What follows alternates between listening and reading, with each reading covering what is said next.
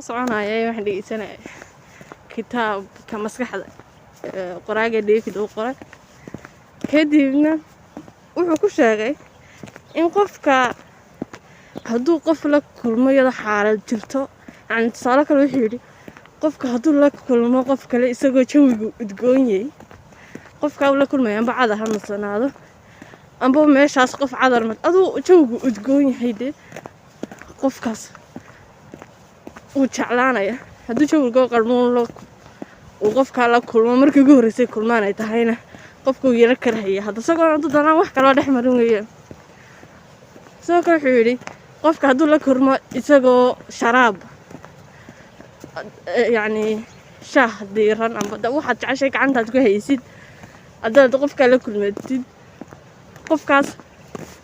calaaqad diiran bay noqonaysaa naga dhaxaysa yani hadalkiisan ku dhigto laa wixii soo xasuusiyey inaan ayaan dhowtoole inkastaanan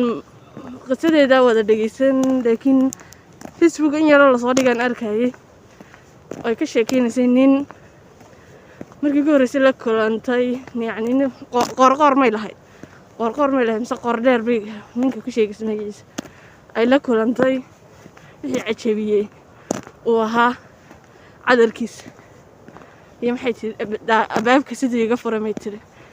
marka inantaa wixii cajabisay buuganba markiiba isku kay qabtay oo dee buugan wuxuu ka sheekeynaya daraasad la sameeyey bay hayda maaha wax isaga iska qorin halka kalama bal maxaa la dhahaa greenhouse soomaalida maxaa marka loo sameynayo beeraleyda lacag badan bay ka qaataan inamada agriculture ka soo bartay halkana dadka iyaga gacantooda ku samaysta reer miyiga waxaa soo dhan oo wada greenhouse kana arkaysa muddo wixii baa ku jira iyagaa samaysta wuxuu bahla cadoo la iska taagayo gurigeennii baska la odhan jiray qaabkeediina loo dhisaayo nayse salaam